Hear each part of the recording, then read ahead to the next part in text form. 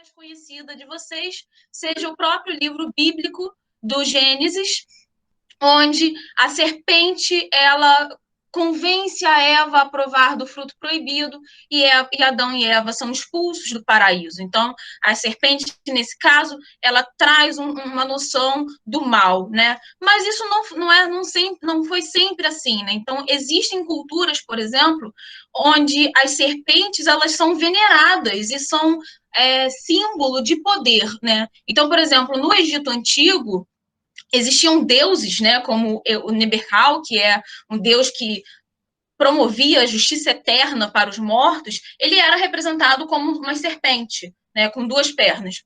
E os faraós, por exemplo, eles usavam essa touca na cabeça, com uma serpente na cabeça, e essa serpente ela representava o poderio do faraó entre todas as terras do Egito. Então, na sociedade do Egito Antigo, as serpentes eram reverenciadas, elas eram veneradas.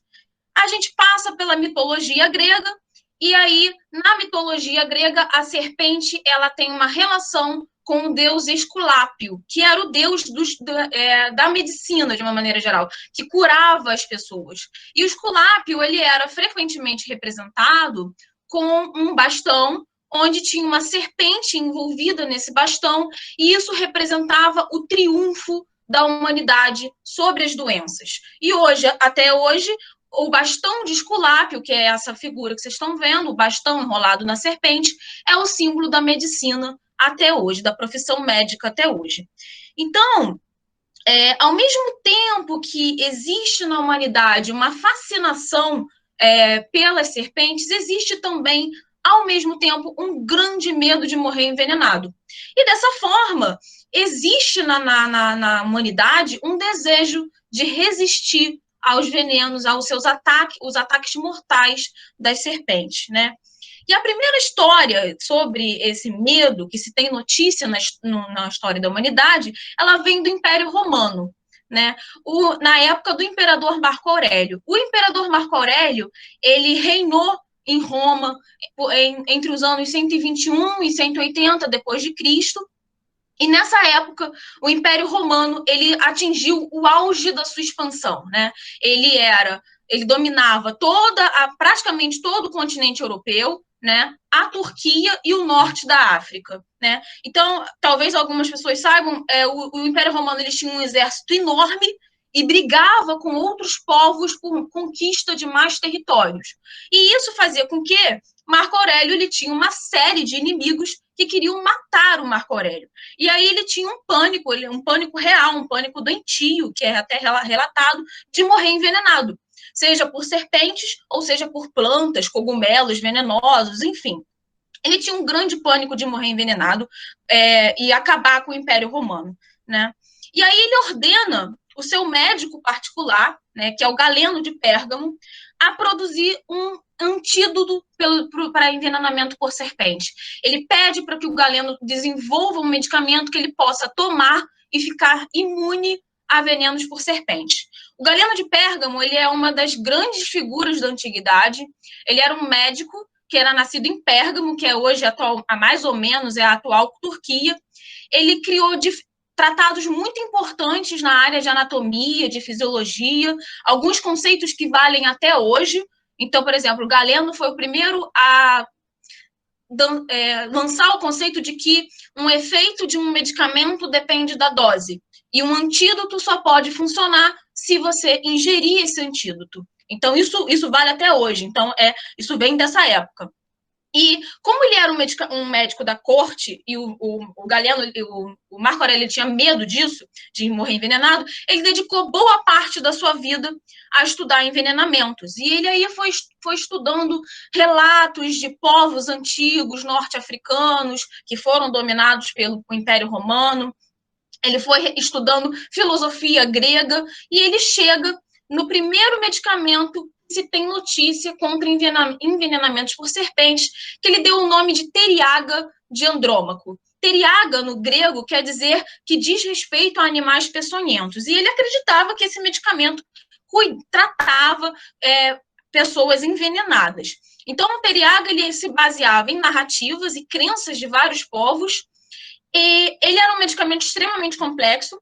Ele possui as receitas que sobreviveram ao nosso tempo, né, mostrava que tinha mais de 70 ingredientes entre mel, vinho, canela e carne e sangue de serpente. Alguns povos norte-africanos e alguns filósofos acreditavam já naquela época que a serpente podia conter a chave, o antídoto para o seu próprio veneno. Então, por isso, ele pegava a serpente, dissecava, tirava a carne e o sangue e botava nesse medicamento. E aí Marco Aurélio tomava esse medicamento sempre, né, para poder tentar se manter imune e fugir dos seus inimigos, né? E aí o Império Romano ele cai, começa a Idade Média. Na Idade Média isso continua a ser utilizado. E aí na Idade Média ele toma uma conotação um pouco divina, né? Na Idade Média eles até inclusive guardavam esse medicamento nesses vasos super decorados com motivos religiosos, porque eles achavam que era um medicamento que vinha diretamente de Deus e que não só tratava envenenamento, mas tratava uma série de outras doenças.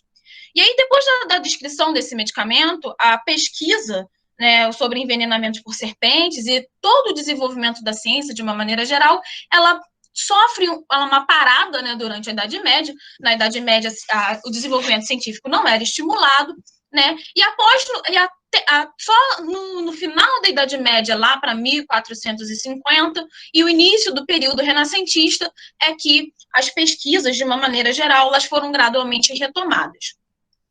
E aí, a gente vem com o trabalho pioneiro do Felice Fontana, que abre essa área de resistência natural a venenos por serpentes. Então, o Felice Fontana, ele era um abade italiano, e na época a ciência começou assim, né? Eram pessoas religiosas que viviam em mosteiros, muito interessadas por ciência, e que inclusive eram financiadas por algumas pessoas ricas da época, né? Então, Felice Fontana era um deles. E ele tinha um interesse muito grande por serpentes. E ele escreve um tratado em 1787, que é o Pesquisa Física sobre o Veneno da Víbora. Esse trabalho é importante até hoje na nossa área. É o primeiro trabalho onde existe um estudo fisiológico de serpentes. Então, o Fontana ele desenha os primeiros esquemas sobre presas de serpentes, que são muito bonitos até hoje, né? Escamas, a aparência da gota do veneno, quando ele via numa lâmina de microscópio. Então, é o primeiro trabalho onde ele pega uma serpente e ele estuda cientificamente. Então, é importante na nossa área. E aí, em outro capítulo do tratado, o Fontana ele testa o efeito do veneno da serpente em diferentes animais. Ele queria saber quais animais resistiam ao envenenamento e quais não resistiam. Então, ele capturou, ele pediu, né, para capturar uma víbora europeia, e aí, num dado momento do tratado, ele pega duas víboras e ele faz com que uma víbora dê o bote na outra. Uma víbora envenene a outra. Então, ele inocula o veneno na própria serpente. Aí ele pega essa serpente que sofreu o acidente, né, que tomou um bote, né, ele bota num jarro de vidro e ele observa essa serpente por 36 horas. Depois que e aí, nesse período, ele vê que a serpente ela não sofreu nenhum dano, nenhum sintoma de envenenamento, não existiu nenhum efeito aparente de envenenamento. O Fontana ele fica extremamente curioso, né? E ele redige a sua conclusão, que é uma frase famosa na nossa área, que é: o veneno da víbora não é danoso para a sua própria espécie. E aí surge a nossa área de resistência natural a venenos por serpente. O Fontana, ele acreditava que esse fenômeno de imunidade era restrito à própria serpente. Só a serpente era imune ao próprio veneno. Só que passaram-se os anos e a gente acabou vendo que vários outros animais também têm componentes, né, imunidade a venenos por serpentes. Então, existe o mangusto, que tem uma resistência muito, muito grande a venenos por serpentes. Os gambás, o nosso gambazinho aqui do Brasil, o nosso gambá sul-americano de Delphis aurita, é muito resistente. texugo, porco-espinho. Então, existe na literatura hoje, não só as serpentes são imunes ao próprio veneno, mas também existe uma série de animais que também apresentam esse componente de resistência, tá?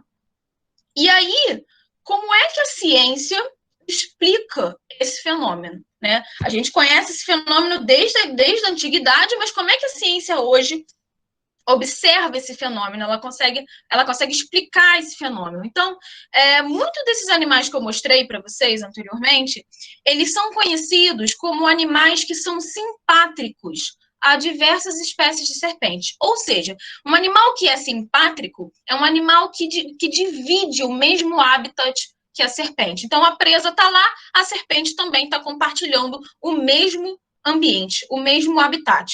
E aí os ecólogos e os biólogos evolucionistas que estudam isso, eles lançaram uma teoria que, traduzindo grosseiramente, se chama a teoria do cabo de guerra, ou arms race em inglês. O que isso quer dizer?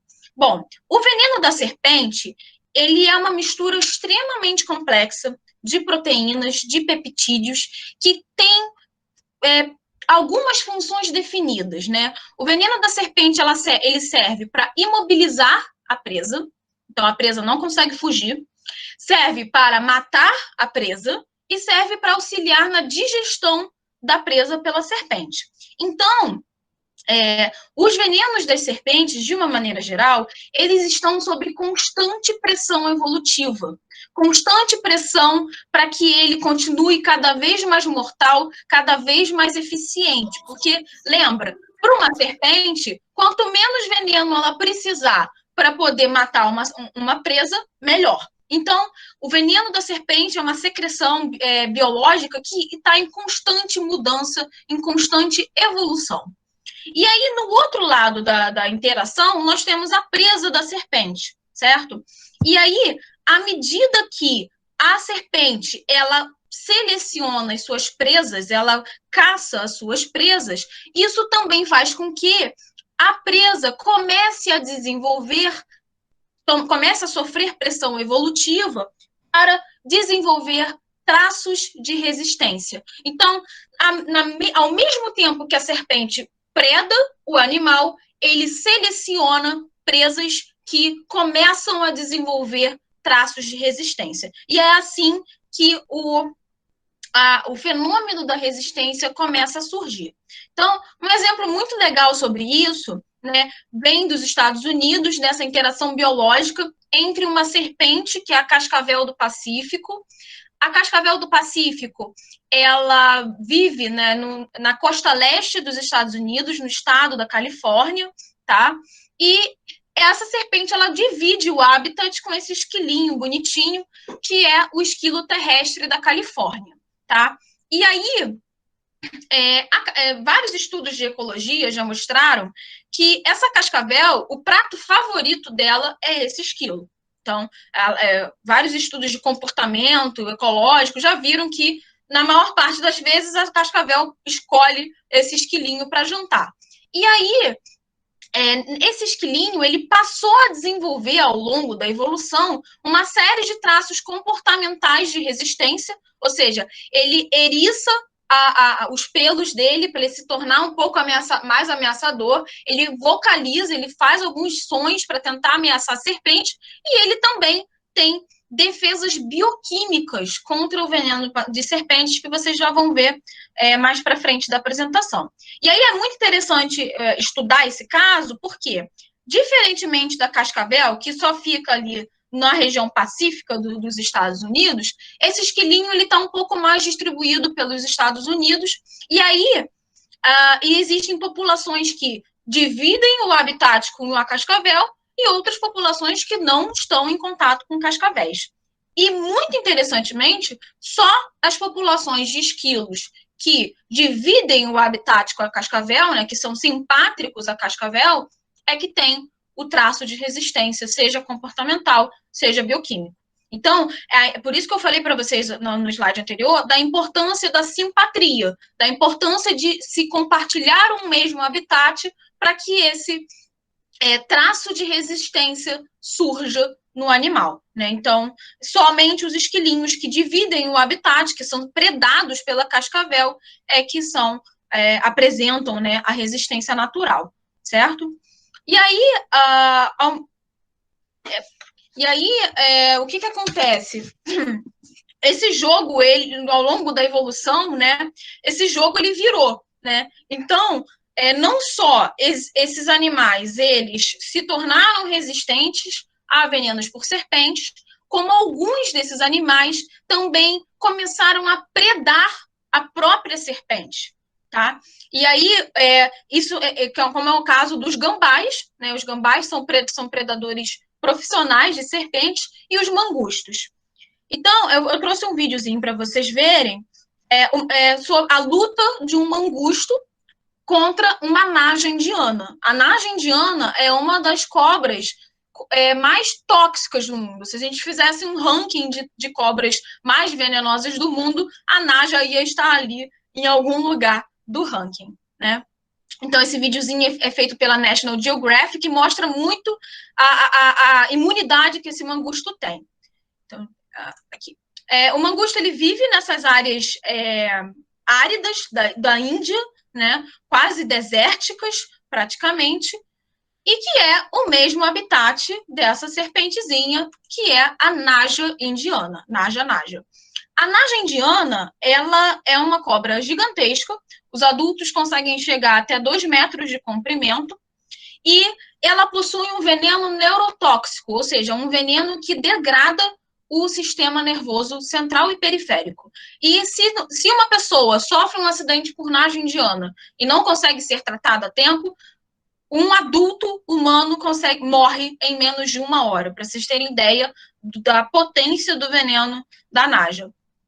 E aí, a naja, vocês estão percebendo nesse vídeo, que ela está ereta. Essa posição da naja é uma posição de defesa, ou seja, ela percebeu, por algum sentido dela, que existe um predador próximo a ela, e essa é uma posição de atenção, de perigo, ela está se sentindo ameaçada, e por isso ela fica ereta e estica, assim, e aí chegou o nosso querido mangustozinho. O mangusto, ele tem um traço comportamental, ele é mais rápido que a própria serpente, e ele fica prestando atenção na serpente, a serpente numa posição também de defesa. Mas o mangusto, ele não tá nem aí, né? Ele passa pela serpente, ele vai comer uns matinhos.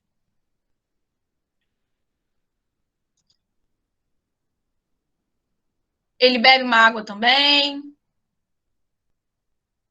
E a naja totalmente em posição de defesa, porque ela tá ameaçada por esse mangusto, né? Quando ela faz no vídeo tá sem som, mas quando ela faz esse barulho, ela tá vocalizando, ela tá fazendo um barulho que é tipo assim, a última chamada antes de eu te dar um bote, né? Ela tá muito ameaçada pela presença do mangusto.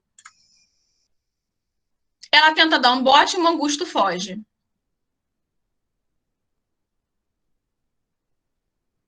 Porque é mais rápido do que ela. Então, vários botes, o mangusto é mais rápido do que ela.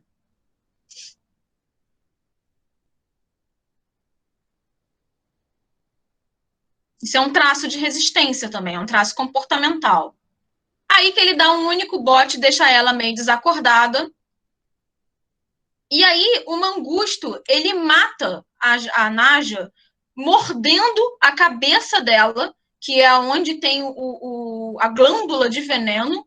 Ele morde a cabeça dela e sacode violentamente até que ela morra de vez, né? Então, e ele não está sofrendo nenhum problema de envenenamento. Então, na cabeça, onde justamente está a glândula de veneno, que ao morder, ela extravasa esse veneno totalmente para a boca do mangusto, e ele não sofre nenhum acidente, ele está vivinho, ele leva a serpente para jantar. Então, para vocês verem como é a resistência imensa do mangusto com relação ao veneno da naja. Então, tem um traço comportamental, ele é mais rápido do que a própria serpente, e ele tem uma defesa bioquímica que permite a ele morder a cabeça da serpente e não sofrer absolutamente nada. E aí, molecularmente, né, nós sabemos que existem 2 mecanismos principais que são envolvidos nesse processo de imunidade natural a venenos por serpentes. A gente tem um primeiro mecanismo onde existe modificação estrutural em receptores de células. Então, algumas toxinas de veneno, elas interagem com receptores de superfície das células, e aí alguns animais apresentam mutações nesses receptores, impedindo a ação da toxina. Vocês vão ver daqui a pouquinho como é que funciona isso. E outro mecanismo é a presença de proteínas inibitórias plasmáticas, que nós chamamos de inibidores ou antitoxinas. Essas proteínas, elas vivem circulando no sangue desse animal resistente, e a presença dessa proteína confere a resistência desse animal ao veneno, tá? Existem animais resistentes que apresentam os dois mecanismos ao mesmo tempo, e tem animais que apresentam apenas um desses mecanismos. A gente ainda não sabe o porquê que tem alguns animais que apresentam dois mecanismos e alguns animais que apresentam só um. Isso ainda é uma pergunta em aberto na área. E aí, como é que funciona essa resistência via modificação estrutural de receptores? Então, o caso mais conhecido na área é com relação ao receptor nicotínico de acetilcolina. Esses receptores, eles são encontrados na superfície de células musculares, certo? E aí, aqui, o que vocês estão vendo é a junção neuromuscular. É a região de contato entre um neurônio, né, e as fibras musculares. Então, quando inicia um processo de contração muscular normal, esse neurônio, que a gente chama de neurônio motor, ele libera para essa região aqui entre o músculo e o neurônio, que nós chamamos de fenda sináptica, ele libera moléculas que nós chamamos de acetilcolina. A acetilcolina, ela se liga nesses receptores nicotínicos de acetilcolina. Isso faz com que canais de sódio na membrana muscular, né, abram entre sódio para dentro da célula. Isso modifica o perfil de cargas da membrana das células musculares, que leva um potencial de ação, levando, então, uma contração muscular. Então, esse é o processo normal. A acetilcolina é liberada pelo neurônio, liga no receptor, abre canal de sódio, começa o processo de contração muscular, certo? Existe algumas serpentes, como a naja, que eu mostrei para vocês no vídeo, que tem neurotoxinas muito específicas para esse tipo de receptor, tá? Para esse tipo de receptor. Então, essas neurotoxinas, elas têm uma estrutura que parece que são 3 dedinhos, assim, tá? E, literalmente, o nome dela é esse, toxina de 3 dedos, ou, em inglês, three finger toxins, tá? Vocês vão encontrar descrições científicas com esses nomes. A neurotoxina, ela é estruturalmente parecida com a molécula de acetilcolina. E aí, a neurotoxina, ela se liga nesse receptor, e uma vez que ela se liga nesse receptor, a acetilcolina não consegue se ligar. E aí, isso faz o quê? Acontece um bloqueio desses receptores. A acetilcolina não consegue fazer a sua ação biológica.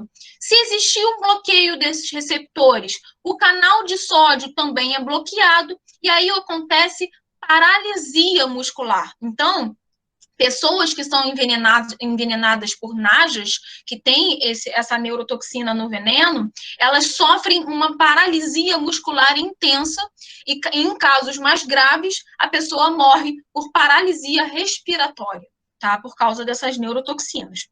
E aí, o nosso querido mangusto, que a gente viu no vídeo, ele tem esses receptores de acetilcolina modificados geneticamente.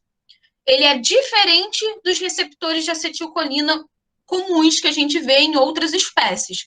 O que acontece nesse receptor? Ele é modificado de uma maneira tal que ele permite a ligação da acetilcolina, Mas, quando chega a neurotoxina da naja, por exemplo, para tentar fazer o seu efeito tóxico nesse receptor, ela não consegue se ligar.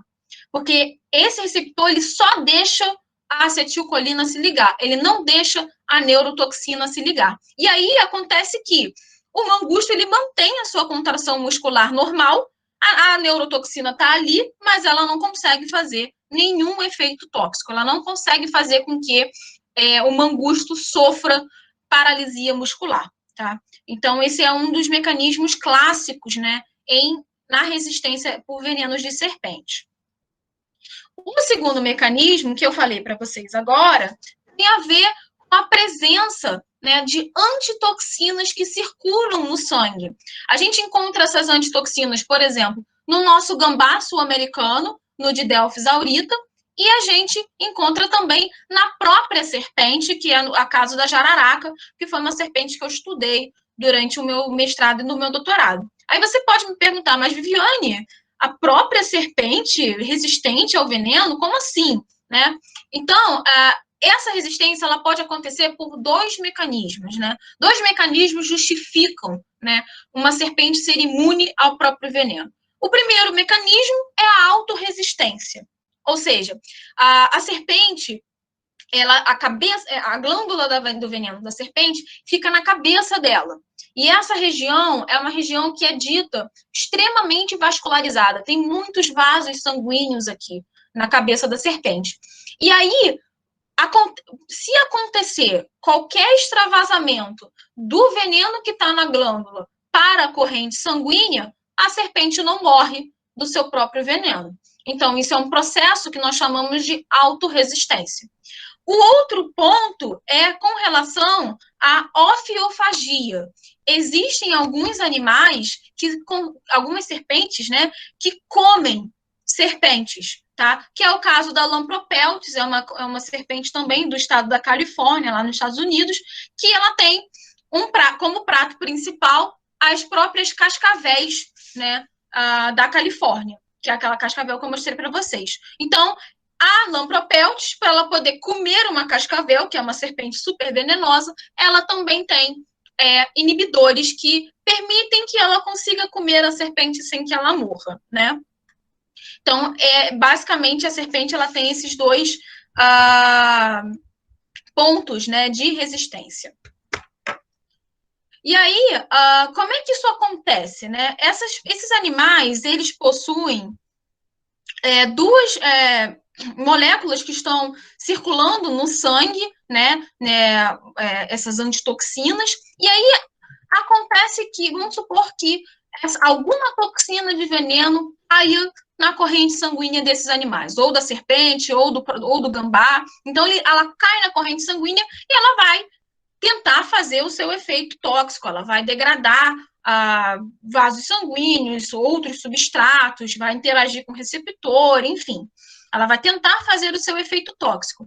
Essa antitoxina que está no sangue, ela vai interagir com a toxina, formando um complexo que a gente chama de um complexo molecular antitoxina com a toxina. Uma vez que esse complexo se forma, uma vez que o inibidor consegue interagir com a toxina não consegue mais fazer o seu efeito tóxico, é um complexo, então, inativo do ponto de vista bioquímico. A toxina não consegue mais fazer a sua atividade tóxica. E, eventualmente, essa toxina, ela segue um processo de degradação, ela vai ser esse complexo inativo, ele vai ser eventualmente degradado, geralmente pelo fígado, e então o animal ele fica livre, ele consegue se livrar dessa toxina que, se não tivesse o processo de resistência, iria matar o animal, né? Então, é assim que funciona. Uma toxina cai na corrente sanguínea, a antitoxina encontra com a toxina, forma esse complexo inativo, e eventualmente isso depois vai ser degradado. Tá? E aí, um outro ponto muito interessante da área é que a presença dessas antitoxinas, ela é uma defesa inata. Ou seja, esses animais, eles não precisam entrar em contato com o veneno para depois desenvolver a resistência. Não é mais ou menos como se acontece com os humanos. A gente pega uma gripe, a gente fica doente, depois a gente fica resistente, a gente fica imune. Não. Esses animais, eles já têm essas proteínas, né, esses inibidores, desde que nasceram no corpo, né? No caso do gambá, quando o filhote é muito pequeno, a mamãe gambá, ela transfere esses inibidores, essas antitoxinas, pelo seu leite materno, até que o próprio filhote começa a sintetizar esses inibidores sozinho, por conta própria. E nas jararacas, tanto jararacas adultas quanto jararacas juvenis, elas já têm a antitoxina circulando no seu sangue. Então, desde que nasceu, essa antitoxina já está lá para fazer o seu efeito, para impedir que toxinas causem um envenenamento. Então, ela é imune desde que nasce, tá? E assim ela se mantém até que um dia a jararaca eventualmente morra. E o gambazinho também. Então, hoje na literatura, existem pelo menos 45 inibidores que foram descritos, né, bioquimicamente, e esses inibidores, eles se dividem em duas classes. Existe os inibidores de fosfolipases A2, então, alguns venenos de serpentes apresentam fosfolipases A2, que são toxinas que vão promover danos tanto musculares quanto danos neurológicos. Então, existem inibidores no sangue desses animais que bloqueiam qualquer ação nos neurônios e nos músculos desses animais, né? Então, essas estruturas, né, essas células, elas ficam preservadas. Existem outros inibidores, que são os inibidores de metaloproteases. Existe metaloproteases pra caramba em vários venenos de serpentes. Essas metaloproteases, elas são muito envolvidas com o início de hemorragia. Existem alguns venenos, por exemplo, o veneno da jararaca, que é um veneno extremamente hemorrágico. E as metaloproteases são as que causam hemorragia. Então, esses animais, o gambá, a própria jararaca, têm inibidores de metaloproteases que inibem esse princípio, esse início de hemorragia que é promovido pelas toxinas. Alguns animais apresentam os dois tipos de inibidores ao mesmo tempo no seu sangue, que é o mais comum, né? Geralmente eles apresentam os dois tipos circulando ao mesmo tempo no sangue, mas existem alguns animais que apresentam apenas inibidores de metalo ou apenas inibidores de fosfolipases A2 no sangue. E aí, quais são as possíveis aplicações biotecnológicas desses inibidores na medicina de uma maneira geral? O primeiro ponto seria para o desenvolvimento de novas terapias antiofídicas, principalmente para a contenção de danos locais que são muito difíceis de serem neutralizados com a terapia que a gente tem hoje, que é o soro antiofídico. O outro ponto seria explorar para doenças crônicas e degenerativas. Por quê? Existe uma similaridade estrutural entre toxinas de venenos de serpentes, né, metaloproteases, fosfolipases A2, e as próprias metaloproteases e fosfolipases A2 que humanos sintetizam. Então, se a gente tem uma molécula desenvolvida pela natureza que inibe metaloprotease de veneno de serpente, por exemplo, é bem possível que ela também consiga inibir metaloproteases humanas. E metaloproteases humanas, por exemplo, estão envolvidas em vários aspectos de progressão e metástase do câncer, que eu vou mostrar para vocês rapidinho daqui a pouco. Então, para a terapia antiofídica, qual é a situação que a gente tem hoje em dia? Uma pessoa sofre o acidente, né, com uma serpente, seja ela qual for. Existem estudos epidemiológicos no Brasil que mostram que essas pessoas que são acidentadas, elas demoram muito para chegar num hospital, para chegar num posto médico para receber atendimento. Geralmente, essa demora passa de 6 horas, a pessoa demora mais de 6 horas para poder chegar num hospital. Isso acontece muito por causa do que acontece, né, com os soros, com o envenenamento, né? Então, por exemplo, existem a maior parte desses envenenamentos acontece em regiões de mata, em regiões muito distantes, e aí vem daí essa demora também, né? E aí, quando a pessoa, eventualmente, ela chega no hospital para receber o soro antiofídico, ela já está num quadro muito avançado de envenenamento, né? E muitas pessoas recebem soro antiofídico e desenvolvem também reações adversas, né? O soro antiofídico ele é produzido em cavalos, e isso pode fazer com que algumas pessoas, sofram reações alérgicas ao soro antiofídico, e isso resulta em alta mortalidade e morbidade, ou seja, a pessoa frequentemente vai perder uma perna que foi afetada, um pé, um braço, enfim, por causa dessa situação que a gente tem hoje. Qual é a proposta do uso desses inibidores na terapia antiofídica? A primeira proposta é o desenvolvimento de medicamentos de ação rápida, nesse espaço de tempo entre a pessoa ser acidentada e a pessoa receber o soro antiofídico. E o outro ponto da proposta é para tentar melhorar os soros antiofídicos, gerar uma nova geração de soros antiofídicos, levando, então, a uma maior taxa de sobrevivência e menos sequelas para essas pessoas. Onde é que os inibidores entram aí? Né? Entra nessa parte de medicamentos de ação rápida. Então, é do nosso interesse, da área, de uma maneira geral, e do laboratório que eu faço parte, usar esses inibidores como um molde, como uma base para desenvolver medicamentos de ação rápida contra envenenamentos ofídicos, tá? Então, é o nosso grande objetivo, é o que a gente está correndo atrás. Para o caso do câncer que eu falei para vocês, então eu falei para vocês que existe uma similaridade entre metaloproteases humanas, que são usadas pelo câncer, né, em vários processos, já vou explicar, e as metaloproteases de venenos. Se eu tenho um inibidor que inibe metaloproteases de veneno, é bem possível que iniba também metaloproteases que são secretadas pelo câncer. Por que o câncer secreta esse tipo de enzima, né?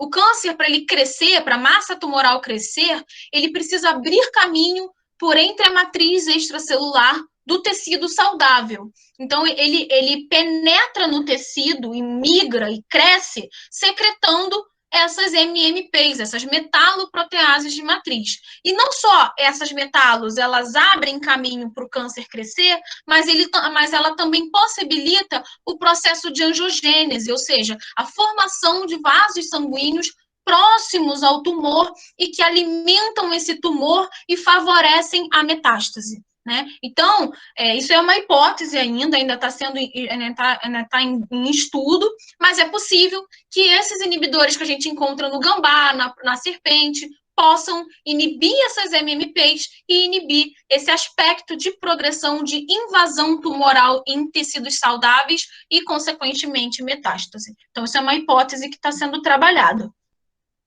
E aí, mas existem muitas coisas ainda nessa área que a gente não sabe.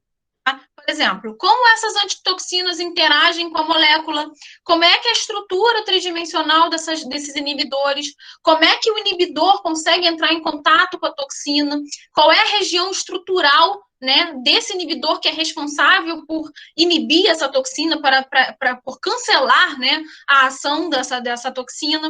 Então, existe uma série de perguntas em aberto que, por enquanto, impedem a gente de desenvolver medicamentos baseados nesses inibidores. Então, eu faço parte do laboratório de toxinologia do Instituto Oswaldo Cruz, lá na Fiocruz. A gente trabalha há mais de 20 anos sobre esses mecanismos, a gente estuda a resistência que o gambá sul-americano tem, e algumas serpentes também, como a jararaca, possuem o próprio veneno. A gente estuda isso a nível molecular, tentando responder essas perguntas que nos impedem a desenvolver medicamentos contra acidentes ofídicos e outras doenças humanas. E para isso, a gente usa tecnologias bioquímicas de ponta para estudar a nível molecular esses inibidores que a gente isola do sangue de mamíferos e de serpentes que são imunes.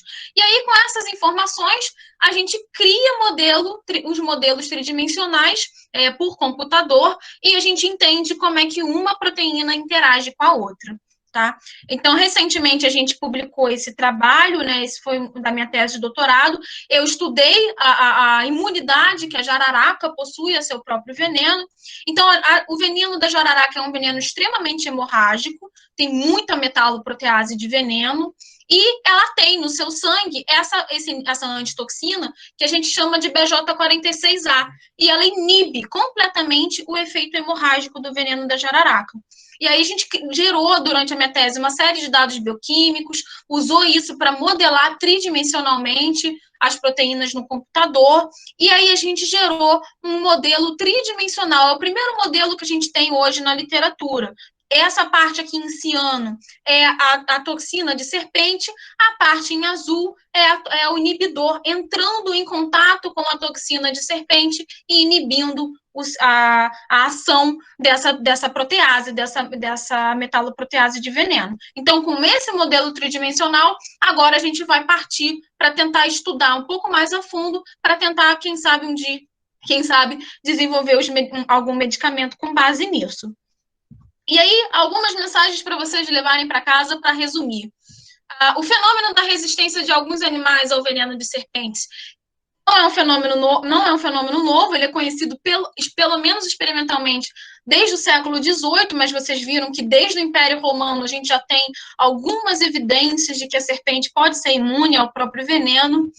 Evolutivamente, existe uma competição entre a presa e o predador, e isso faz com que a seleção natural atue e apareça traços e comportamentos de resistência, que é a teoria do cabo de guerra, né?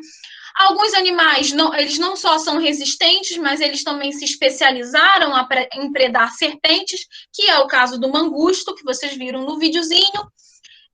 Essa resistência, ela pode ser conferida tanto por mutação de receptores de superfície celular ou por presença de antitoxinas no sangue, que foram os mecanismos que eu expliquei para vocês, e isso pode ter uma aplicabilidade biotecnológica, tanto em envenenamento por serpente, quanto para outras doenças crônicas e degenerativas humanas. Tá? E lutem sempre pela ciência para a gente entender o mundo e salvar cada vez mais vidas. Então, muito obrigado. Se vocês quiserem, entrem em contato comigo, visitem o nosso site do laboratório, latox.com.br, para vocês saberem mais. Obrigada.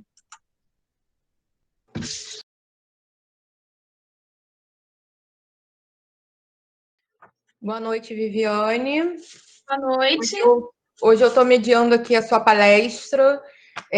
Meu nome é Fernanda, sou mediadora. Oi, Fernanda. Do CEBERD. Eu gostaria, primeiramente, de agradecer muito a sua palestra. Os alunos e todos os participantes estão elogiando bastante nos comentários. Eu sei que você não pôde ao longo da palestra, mas foi uma série de elogios assim que eu não tive como deixar passar. Muito obrigada pela sua palestra, por disponibilizar o seu tempo conosco. Eu separei aqui algumas questões que foram bem frequentes sobre a palestra. Claro.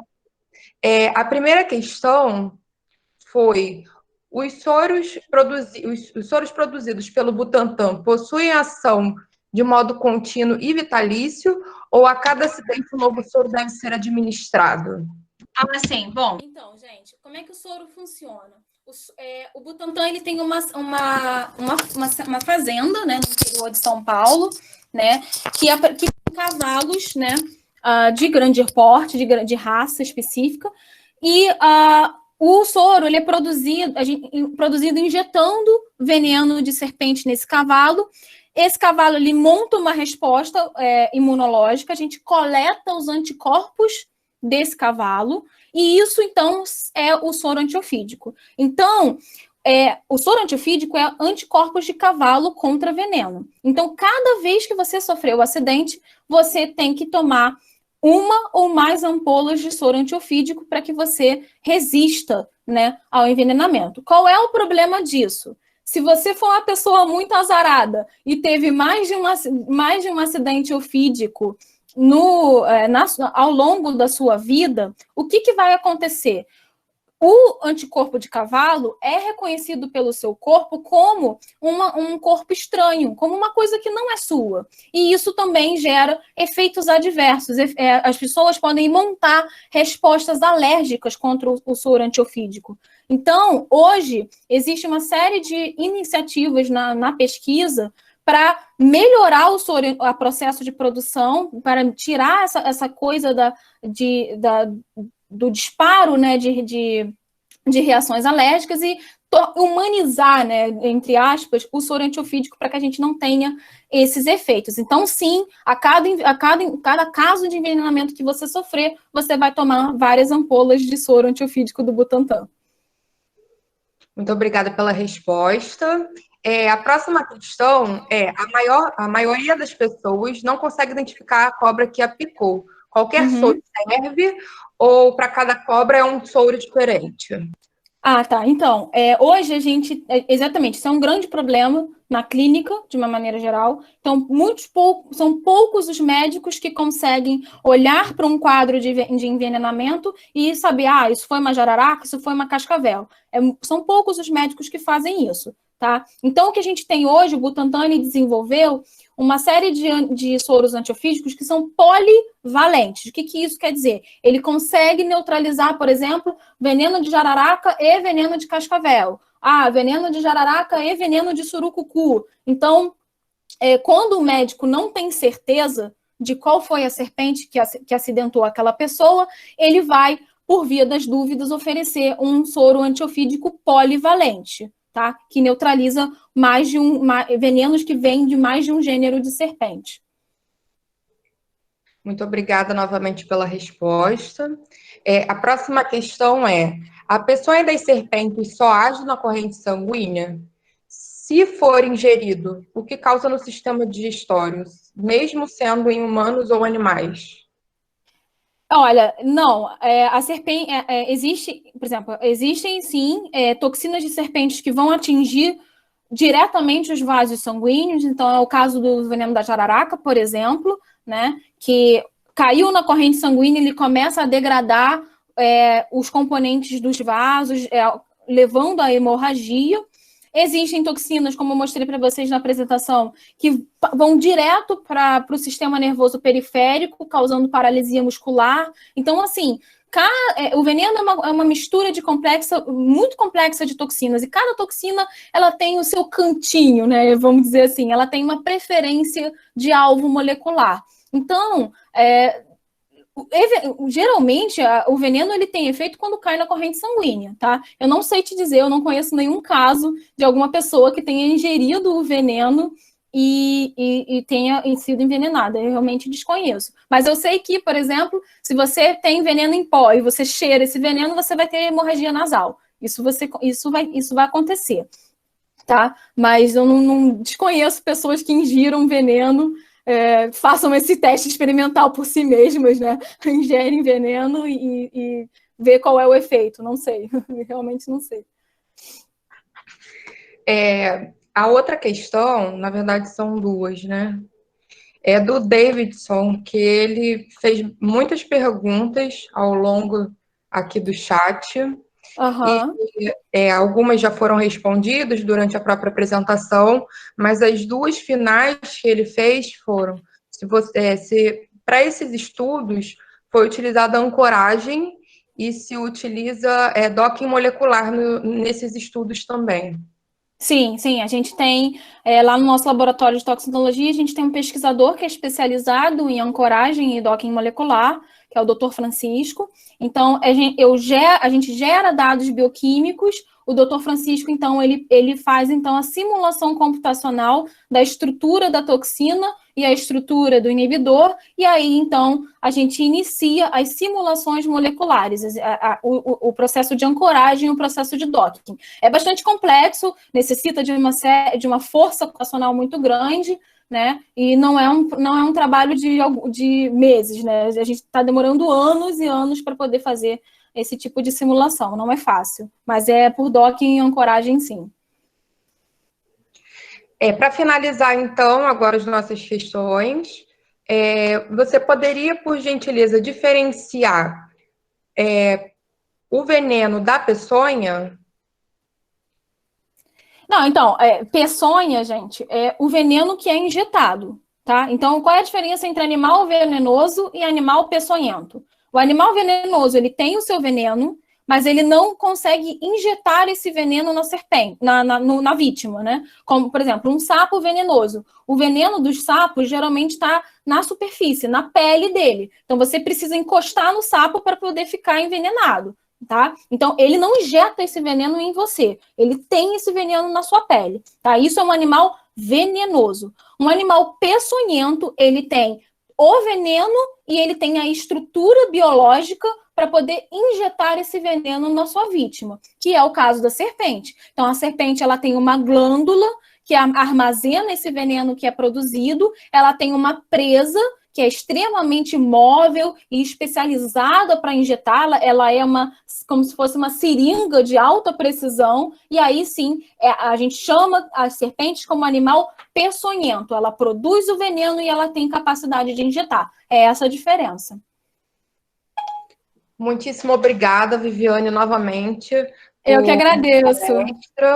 Espero que você possa estar com a gente nas próximas edições. Com certeza.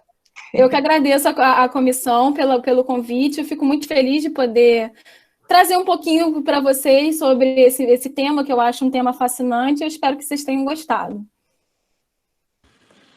E eu faço das palavras da Fernanda as minhas. Agradeço mais uma vez, Viviane. Você enriqueceu muito mesmo. A palestra foi espetacular, foi muito bacana. E a gente sabe que é um tema que gera muito interesse nas pessoas, né? A gente viu isso pela quantidade de perguntas e de mensagens aqui no chat. E esperamos contar com você nos próximos eventos, nas próximas edições, com tanto certeza. online quanto presenciais. Com certeza. Então, se alguém tiver alguma dúvida que ainda não foi respondida, acho que teve um volume de pergunta muito grande, pelo que eu pude ver aqui, vocês podem entrar em contato comigo via e-mail, que eu vou ficar muito feliz de ajudar a responder, tá bom? Muito obrigada.